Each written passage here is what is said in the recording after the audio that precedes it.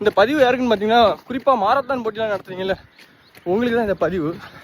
என்னென்னு பார்த்தீங்கன்னா மாரத்தான் போட்டி வந்து நல்ல ஒரு ஆக்டிவிட்டி தான். நடத்தும்போது எல்லா மக்களையும் இன்க்ளூட் பண்ண ஒரு கேமாக தான் அது இருக்கணும். ஏன்னா எல்லாராலையும் ஓட முடியும். Good morning to all. எல்லோரும் எப்படி இருப்பீங்க? நல்லா இருப்பீங்கன்னு நினைக்கிறேன். இன்றைக்கி ரன் என்னன்னு பார்த்தீங்கன்னா 2 hours கண்டினியூட்டாக ஓட போகிறோம். பேஸ் வந்து இம்பார்ட்டன்ட் கிடையாது. பக்ரீத் தின நல்வாழ்த்துக்கள் இஸ்லாமிய நண்பர்கள் அனைவருக்கும். ஸ்டார்ட் பண்ணியாச்சு. டைம் பார்த்தீங்கன்னா 6:18 ஸ்டார்ட் பண்ணியிருக்கோம். 2 kilometer கம்ப்ளீட் ஆகியாச்சு. இன்னும் கிளைமேட் பரவாயில்ல, நல்லாவே இருக்குது. சூரியனை பாருங்கள். 5 kilometer ஓவர் 5 kilometer ஆயிடுச்சு. திடீர்னு பாருங்கள் வானெல்லாம் அப்படி கருத்துக்கிட்டு வருது. மழை தூரல் போட்டாச்சு. என்ன பண்ண போகிறேன்னு தெரில. கொஞ்சம் கடினமாக இருந்த மாதிரி இருந்துச்சு. ஆனால் வந்து மலை ராஜா வந்து நம்மளை காப்பாற்றி விட்டார்.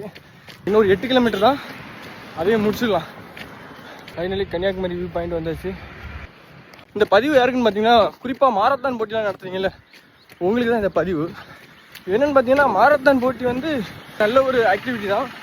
நடத்தும்போது எல்லா மக்களையும் இன்க்ளூட் பண்ண ஒரு கேமாக தான் அது இருக்கணும். ஏன்னா எல்லாராலையும் ஓட முடியும். இந்த மாதிரி நீங்கள் பண்ணும்போது மாற்றுத்திறனாளிகள் இல்லைன்னா திருநங்கை பர்சன் இவங்கெல்லாம் எப்படி வந்து ரன்னிங் பண்ணுவாங்க. அவனை பார்த்துட்டு இன்னும் நல்லா இருக்கவே 4 பேர் ஓடுவான். அதனால் தயவுசெய்து மாரத்தான் நடத்தும்போது டிசபிள்டு பர்சன் அவங்களாம் இன்க்ளூட் பண்ணுங்கள். அவங்களும் நிறைய மெடல் வின் பண்ணுறாங்க. 2018-16 கட்டத்தில் மாரியப்பன் அவர் மட்டும்தான் போயிட்டு இருந்தார். இப்போது நீங்கள் எடுத்து பார்த்தீங்கன்னா ஆல்மோஸ்ட் நிறைய பேர் பண்ணுறாங்க.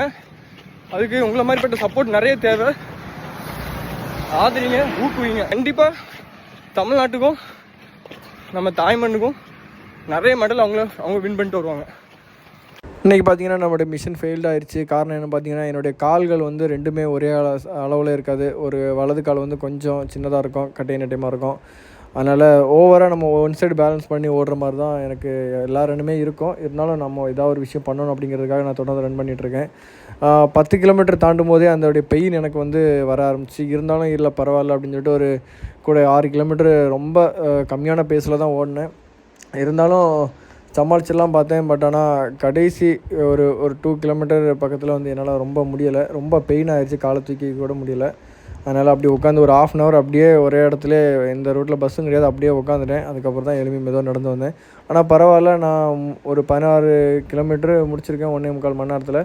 பரவாயில்ல, ஒரு நல்ல பேஸில் தான் முடிச்சிருக்கேன். ரன்னிங்கை பொறுத்தவரை no excuse, no reason, only running. அப்படி தான் நான் பார்ப்பேன். இருந்தாலும் நம்மளுடைய உடலை வந்து நம்ம பாதுகாத்துக்கிட்டு தான் அடுத்து ரன் பண்ண முடியும். Don't give guys. see you on the next video.